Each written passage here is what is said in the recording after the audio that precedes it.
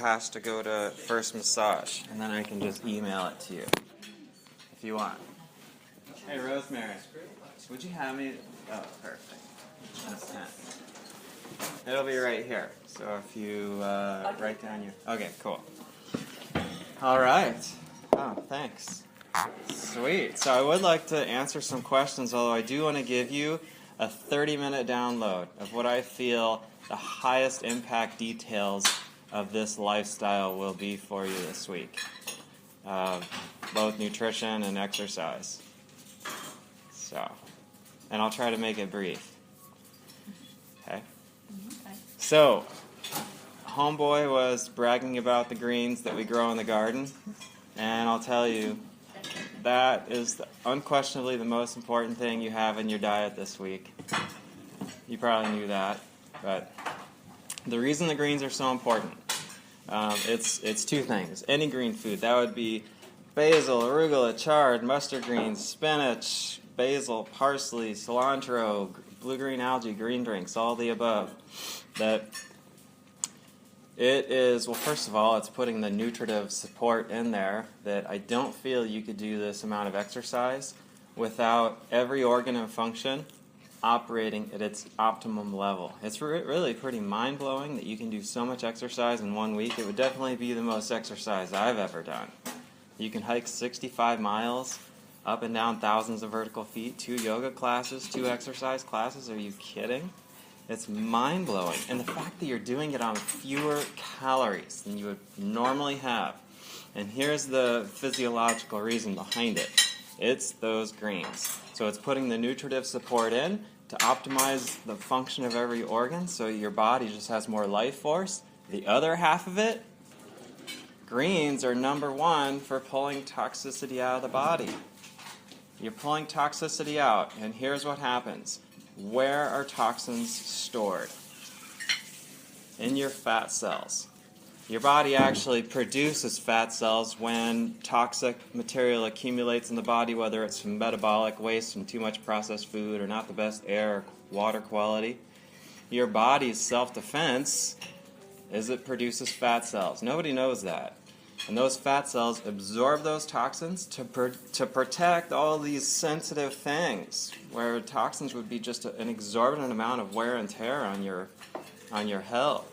I mean, it already is, of course, but people don't know that that's why weight loss can be a really stubborn thing sometimes. Even though you do exorbitant amounts of exercise and you have fewer calories, there's just stubborn fat stored in various places of the body. Your body is reluctant to burn it because if it does, then those toxins are dumped into your bloodstream. Not good.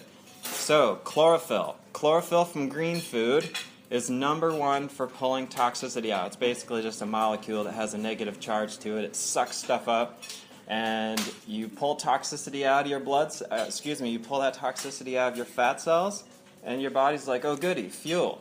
Did you know fat and carbs are both fuel? They both do the exact same thing. Fats in your diet, fats stored in your body, whatever shape or form, it's fuel. That's why people can subsist on like a carb-free diet. I mean, look at Eskimos. They subsist on mussels and whale blubber. No carbs in their diet. The Earth is a perfect model of this same law of biology in your body.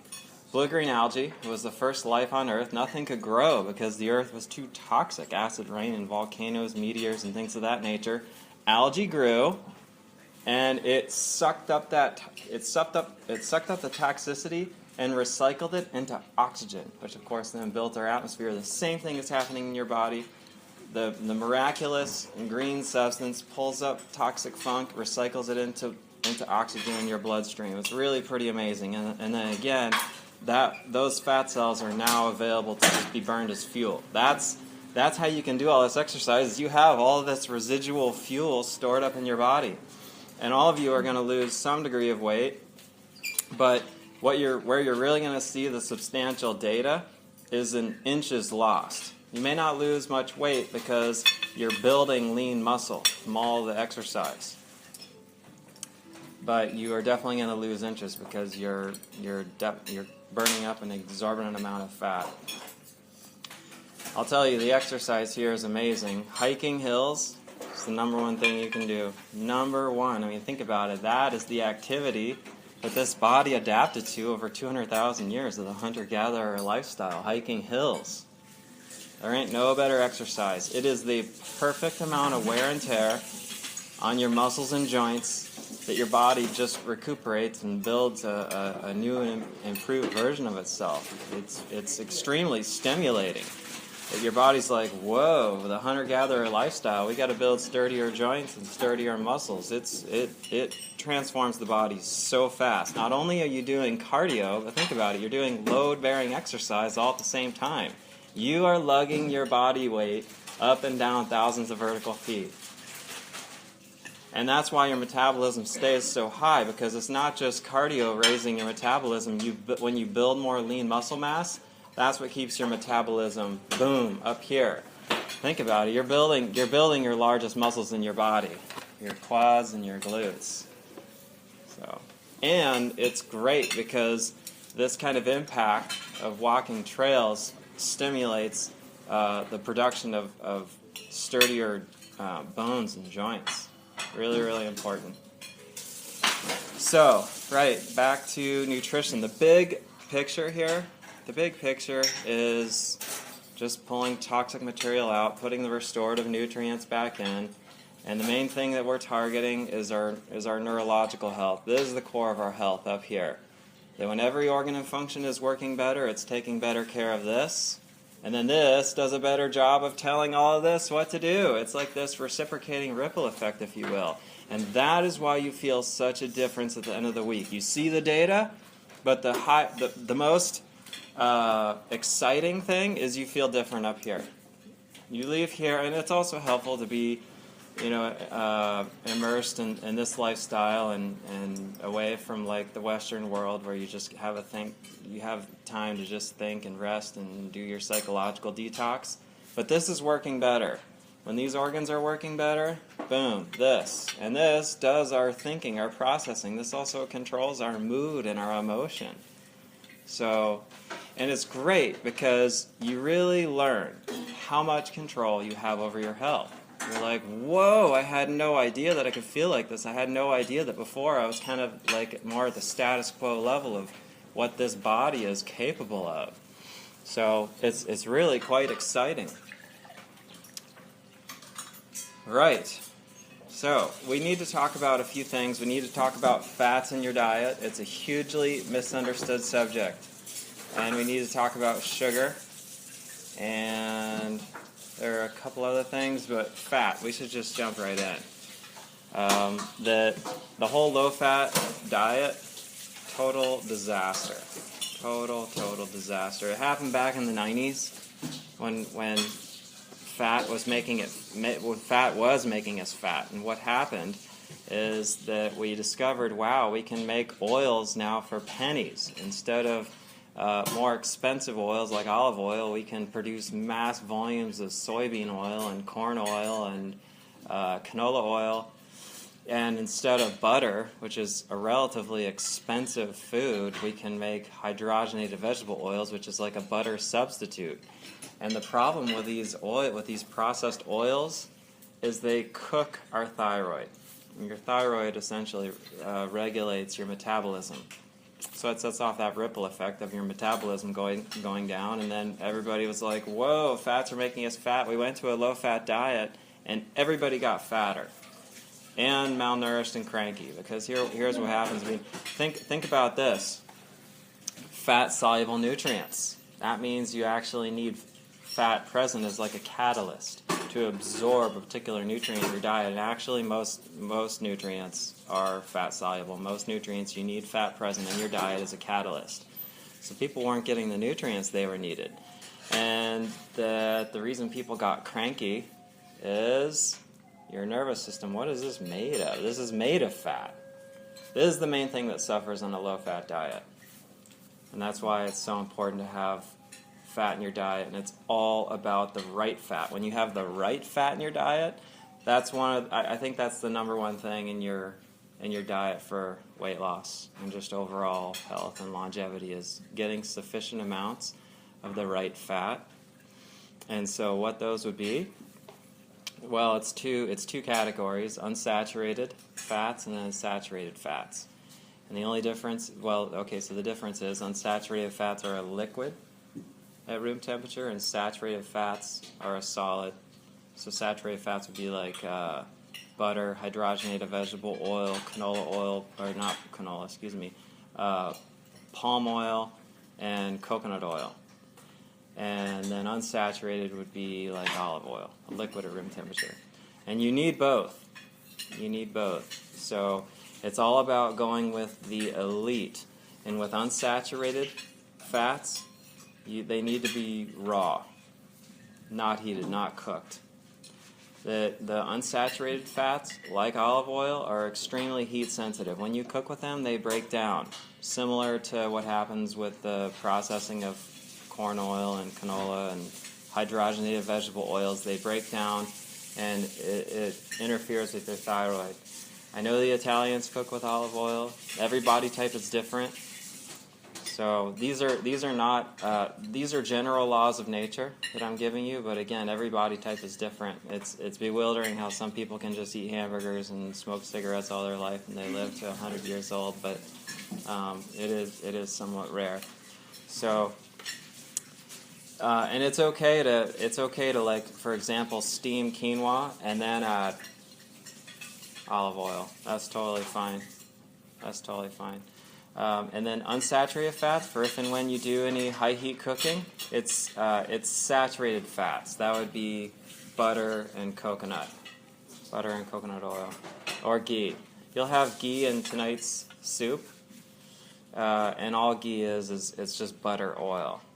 And it's been in the human diet all over the world for tens of thousands of years. In Asian cultures, particularly India, it's revered as a bit of a superfood. And yes, saturated fats can raise our cholesterol, but is 1 to 3 tablespoons going to raise our cholesterol, especially if you have a relatively healthy, active lifestyle? No. Now, if you have heart disease of some kind, yes, it's important to cut those out for the time being. So, really, really important stuff. So, the thing, and here's the other thing, is that it's fats that really satiate your appetite to protect you from overeating. You know how I mentioned earlier that fats and carbs are both fuel? They both burn the exact same way. And so the problem when we went to a low-fat, high-carb diet is carbs just don't satisfy in the same way, so you're just ingesting way too many calories. Like pasta, for example. Do you know how you can eat a huge plate of pasta to where you kind of physically feel full, even a little queasy almost? But we're still craving something, and then we eat dessert, we eat ice cream. Your body is craving fat. Your body is craving fat, and it's fats that really satisfy, that really satiate our appetite to essentially protect you from overeating. So here's an example, is 100 calories of olive oil would satisfy your hunger way more than 100 calories of crackers. Law of nature. So that's really a key to the diet this week, is it's sufficient amounts of healthy fats, fewer carbs, and then you'll have less of an appetite. I mean, you might be a little hungry this week, but it's also the nutrient density from these garden foods. The nutrients are what our bodies are really starving for. So you get these more nutrient-rich foods, and you're just going to subsist on fewer calories. So you're saying that pasta is really not good for you? Well, every body type is different, but it really just has no nutritive value. And I mean, it's okay to have it from time to time, but it's not great to have it every day. I mean, there's no fiber, really hardly any nutrition. Now, if you're using pasta as a way to make something super nutritious, like enjoyable, well, all right. I mean, marinara sauce wouldn't really qualify, but one of our dinners here, tomorrow night, I think it is, we have this raw spinach pesto sauce. Now we're talking. And all it is throwing raw spinach in the blender with lemon juice and olive oil. And that's it. And if you were to put that over pasta now, you're kind of using like the pasta as a bit of a flavoring, if you will, to make something really nutritious, palatable. It's like bread, same thing. You don't want to eat tons of bread, but if you're if you're packing a sandwich full of just raw arugula, it's like, okay, now we're talking. So. What about other higher heat, not canola oil or rapeseed oil? Are those bad also? Well, they're kind of mediocre. They're popular. The reason that you see all of these chips and crackers, low-fat snack products, they use canola oil because it's pennies. And it goes rancid very easily. So, like, the worst foods are your natural food store. It's just aisle after aisle of all these, again, low-fat snack foods. Disaster. Sure, they're low-fat, but they're fats that cook your thyroid, and then it's just a bunch of empty carbs, just wheat flour or corn or oat flour, something of that nature. So even grapeseed oil, because I was succumbed to the advertising about high heat cooking with grape. It's okay. It's more middle of the road, but I'll tell you, it doesn't compare to the heat stability of coconut and ghee. They don't burn, and I know that we think that all saturated fat is bad. No. That whole philosophy was just riding on the coattails of all fat being bad. And then we thought, oh, okay, wait a minute, actually fat's essential. Just saturated fat is bad. That was because for a period of nearly a decade, the main saturated fat in our diet was hydrogenated vegetable oil and margarine. And that stuff really messes with you. It really does. And palm oil isn't great. That was popular too because it's so inexpensive. But coconut oil is really actually, if it's raw and unheated, I mean, it's okay to have it cooked, but when it's raw, it has lauric acid, which is a bit of a thyroid stimulator. I personally avoid coconut because it makes me too thin. It's an amazing food. Coconut is what I consider to be a miracle food. Now, even though it's cholesterol free, it's a plant product. Still, it's a saturated fat, and it can raise your cholesterol. So it requires some degree of moderation. But again, is 1 to 3 tablespoons going to be harmful? No, not at all. And you're feeding this. It's you have to have saturated fat in your diet for the brain. Have to. Again, that's what your brain is made of. That's the thing that suffers most on a low-fat diet. So, anyway. Should I keep I have another question. The greens, and I know you have the pills and powders, the greens. Is there an important difference between greens that are fresh and greens that are dehydrated in powder form? Well, they're two totally different categories. The greens that you have fresh out of the garden here, you're getting the fresh chlorophyll, and you're getting also just the nutrient density, and it's also a high water content food. And actually, the water in plant foods is more hydrating than the water we drink. It's the most absorbable water we can have. Coconut water is also awesome. Now, you're asking about the blue-green algae that's dehydrated and then mixed into your green drink in the morning, or is it in the capsules over there? It's just a totally different food.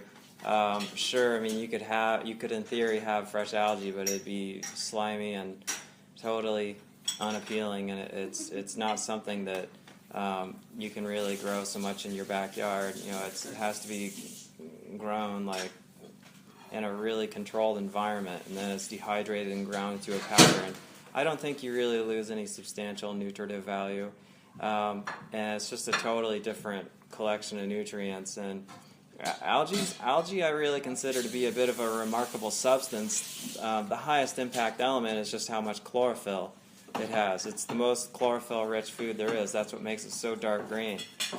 And I really do believe in it. I mean, look what it does for the planet. Still, algae is the number one thing for producing our atmosphere. It still produces approximately 60% of our atmosphere, and I really feel is going to be essential for our destiny of basically just detoxifying the planet. That's what it did 2 billion years ago, and that's what it's still doing today. It is really quite remarkable how it sucks up toxicity and then recycles it into oxygen. How, I don't know, but it's just a biological miracle of this planet. So, Should I talk about sugar? This is actually a really valuable week for that very thing, is that it hits it's a bit of a restart, because you don't have any processed sugar this week, just fruit. And when we reintegrate, it's good to just keep regular fruit in your diet. That's really important, because we all have a natural sweet tooth. You need sugar in your diet, because boom, it's instant brain fuel, where carbs, fats can take hours to be broken down to be converted into fuel. And that we have to keep our sweet tooth happy. We have to keep it happy with the elite sugar, which is fruit. Preferably the more nutritive fruit, that would be berries. But having it in your diet a couple times a day definitely helps to protect us from overdoing processed sweeteners. Does that make sense? Because, like, for example, if you don't have any fruit and you don't even have to have fruit every single day, but if you go long without it, and then you're at a dinner party and they have like cookies and something, you're just like, it's probably going to result in a landslide of overdoing it. And so, hey. Who's Susanna? Hi, Susanna. I'm JB. I'm here, and you're here, and we're in the chateau. The chateau of the huts near the dome. Very last one on the left. Cool. Sorry to interrupt. That's okay. So yeah, I'm a huge fan of having fruit in the morning, either by itself or in a smoothie or something of that nature. Instant brain fuel. Any distinctions, important distinctions between frozen and like frozen berries versus fresh? I don't think so. I mean, you can't really get any better than fresh out of the garden, but is any substantial nutritive value compromised when frozen? Not really. No. Yeah, and fruit goes really well with protein fats. People just will sometimes eat an apple and that's cool, but then they're hungry 10 minutes later. And so I'm a huge fan of having fruit with either yogurt, raw nuts and seeds, or avocado, because that protein fat really helps to satiate. Sometimes if I have a fruit smoothie in the morning, I feel like I crash with my blood sugar. What do you put in the smoothie? Protein powder, but it's which protein powders? Whey. That makes you tired. Does it? Whey protein is dairy protein, and whey protein, soy protein, and meat. I'm not saying meat is bad. We should talk about that. But those three proteins are harder for the body to digest, and they make you tired. Protein isn't fuel. Protein is purely restorative. And if you have whey protein or something of that nature, it's good to save it till late in the day. That's why meat in your diet is more of a dinner food. So what kind of protein would you suggest? Plant proteins. We have a little protein in your morning green drink, and it's made from sprouted brown rice. So put that in with the fruit? What? Eggs? Eggs are a genius food. Eggs I consider to be a superfood. And I know that may raise some eyebrows, but they are a perfect food. They do not affect your cholesterol at all. Remember, we thought all fat makes you fat? No.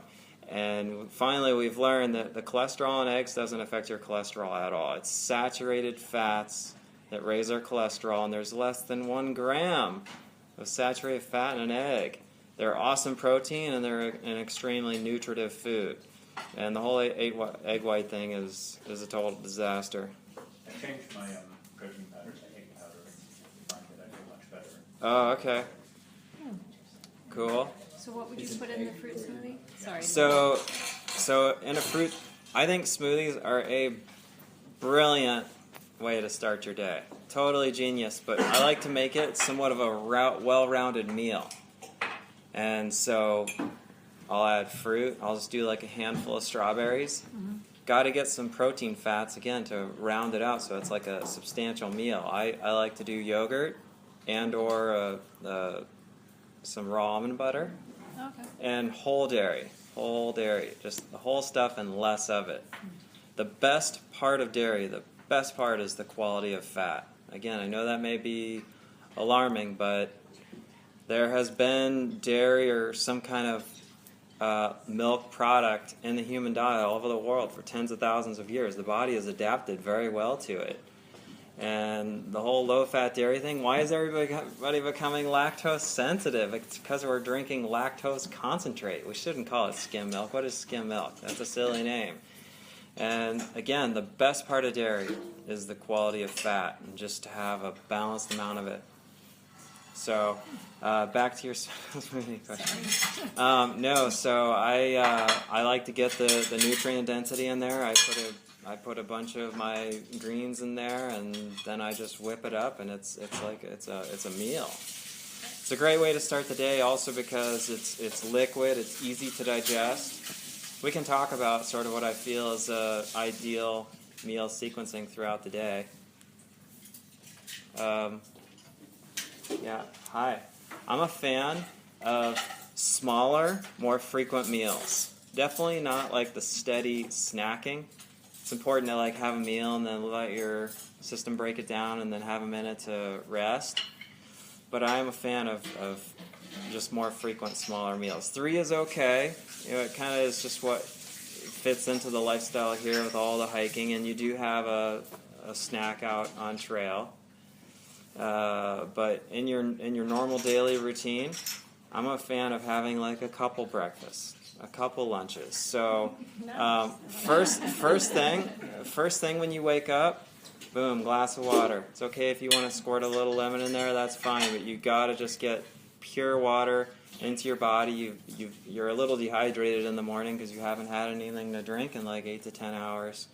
So chug a big glass of water first thing. I think it's okay to have tea in the morning. The body does like hot drinks.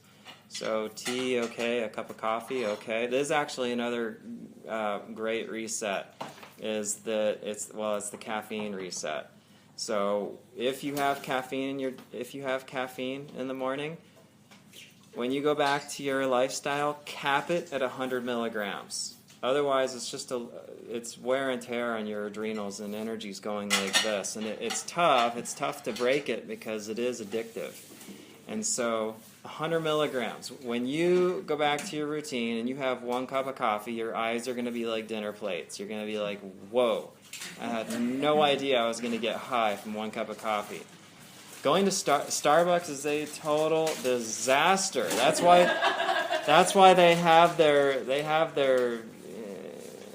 following. Nobody can break the spell because they add more caffeine.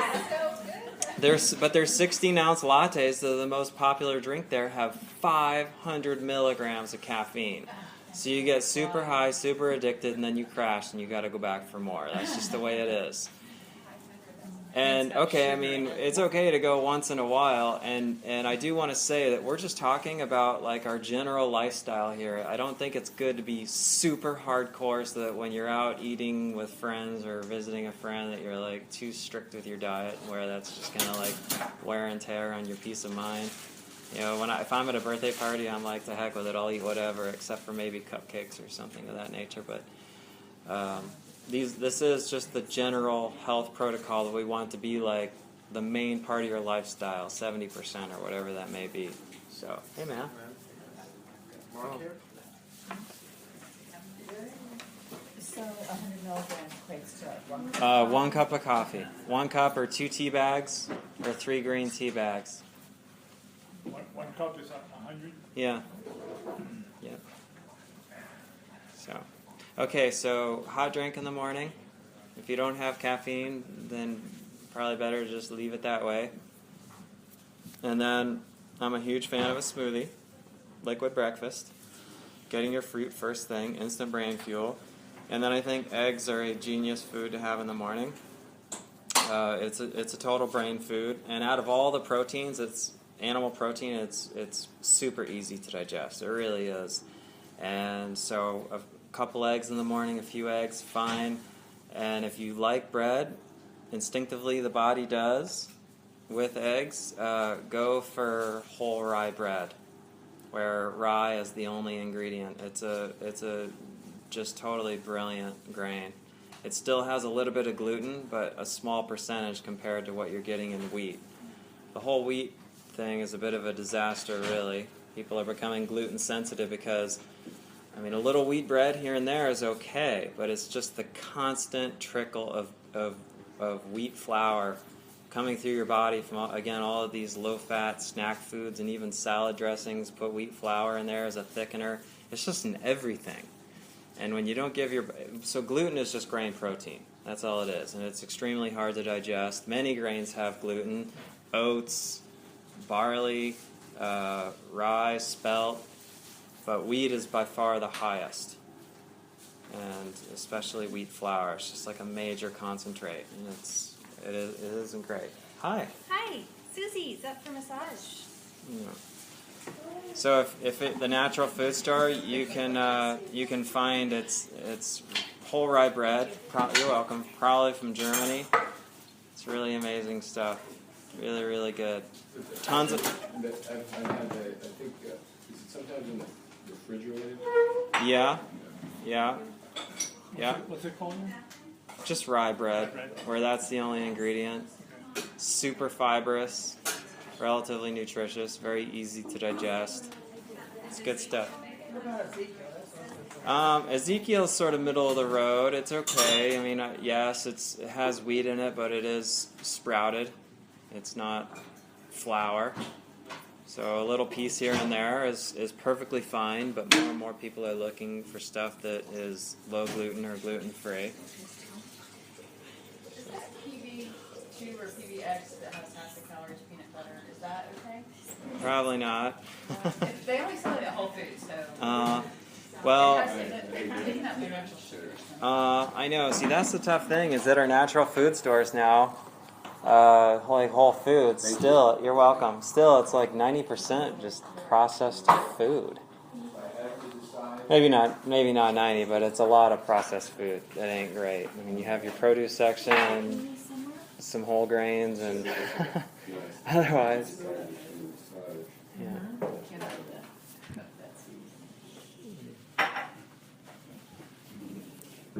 Cool. Anybody have a question? So what's for lunch in your ideal day? Oh, okay. Thanks for keeping me back on track. Okay. So, remember, cook your eggs in either coconut oil, butter, or ghee, which we do here. And then lunch. Well, a small amount of cheese is okay. Having melted cheese regularly is, it's comparable to eating glue for your gastrointestinal system. But a little here and there is okay. You know, sure, I'll eat a little cheese, but lots of cheese every day is not great, especially if it's melted. So, middle of the day, that's... Did you just lose a food group? People, the reason why people like dairy, instinctively the body likes dairy because of the quality of fat. And we really have to break that spell that I consider butter to be the elite dairy product and just less of it.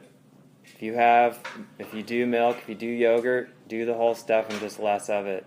Law of nature, that is not going to make you fat. It's going to satiate your appetite to protect you from overdoing carbs that don't satisfy your appetite. So, middle of the day food, soups and salads. Soups and salads, which you'll be having all week here. So, you're going to have some favorites here where you're going to say to yourself, I love that. And that's your body's instincts saying, hey, this is a food that has the nutritive breakdown that's good for my body type. Everybody's nutritional needs are different. There is no one protocol for everybody. The whole zone diet thing, the Paleolithic diet, the 80-10-10 diet, no. With the whole percentage of carbs, fats, proteins, we actually have way more flexibility than you would think. It does not need to be an exact number. And with, I got off track here. Back to soup and salad. So middle of the day food is more fat and carbs. Less protein, more fat and carbs. And it would be depressing if we just had to eat salad all the time. So I'm a huge fan of soups. You can put soup in a thermos. And our soup tonight, I think you're going to love it. I think you're going to be impressed. It's a new recipe we started doing here, and it's really meaty and hearty and very satisfying.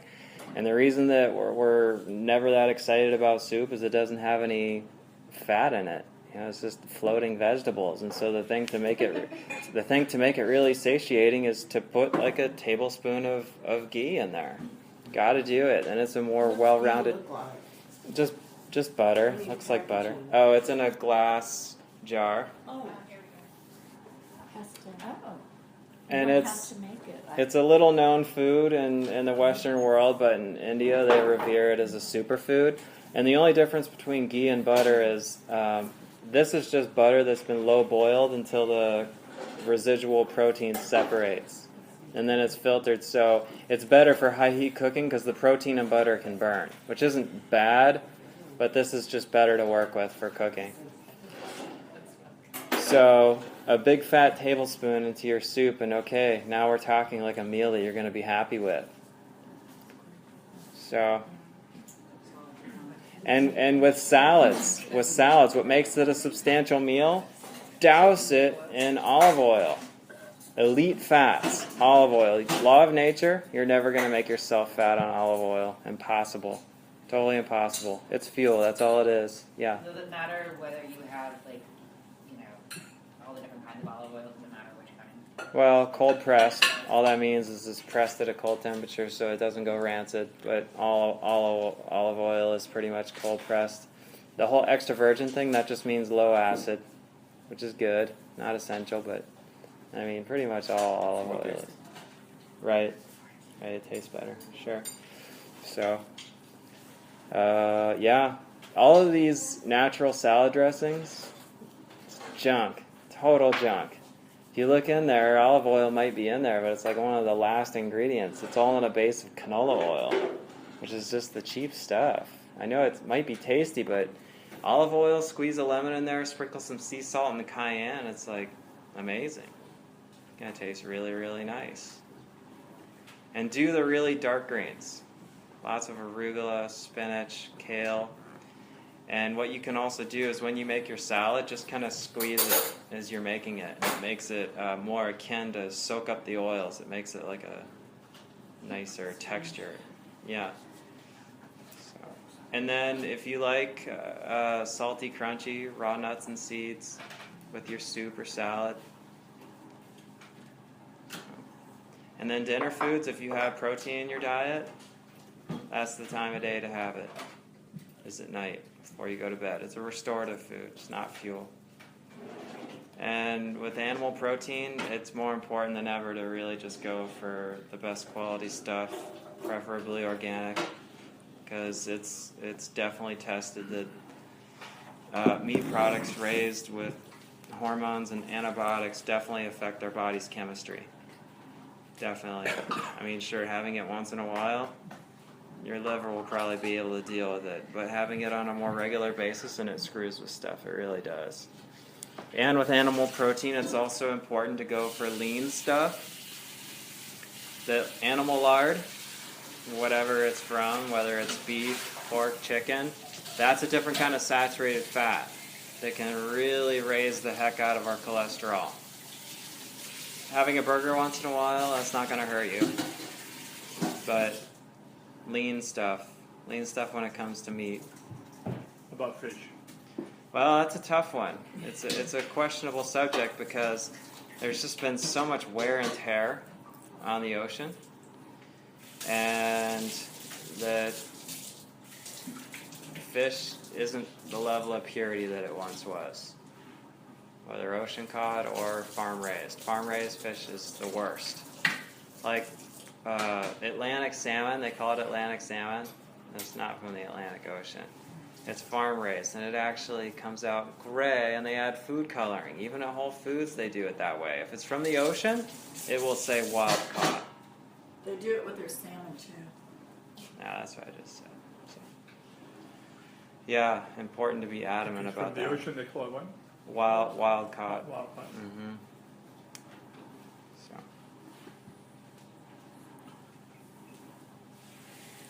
Y'all look a little sleepy. So you rather have meat, some type of meat than fish.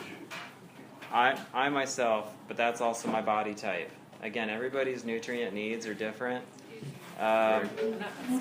Fish doesn't seem to play any role in my body's chemistry. I have a little bison, and that's it. I really like venison and elk, but it's not quite as available. It is in my house. Yeah, lucky you. Lucky. Could you talk about the evils of wine? No evil to wine. I need to know. It's one of Made the one. it's one of the main food groups. All right. I'm no expert on that.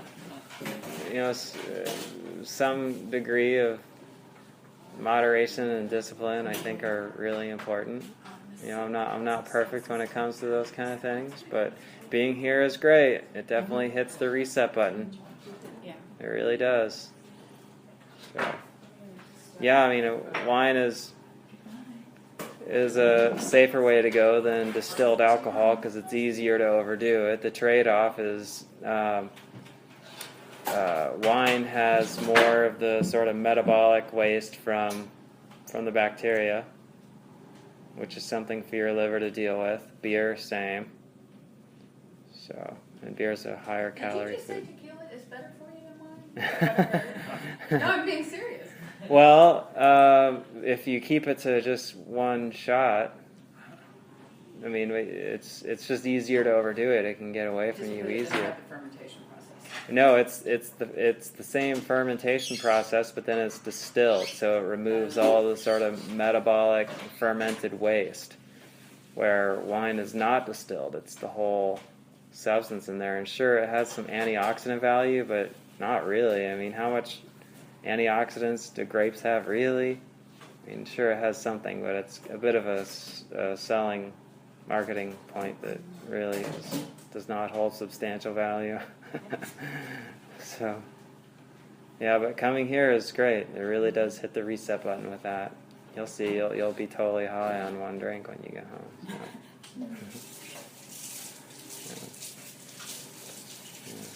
Thank you. You're welcome. You all played hard out there. I can see that you got. But you know what's really cool with this exercise? You don't need rest days. The body is so well adapted to this kind of exercise. You need to take it to another level if you're just gleefully skipping up and down these trails and you want to work harder. Hold water bottles in your hands. Then you're getting more of an upper body workout. Cool. What's in your that drink you made?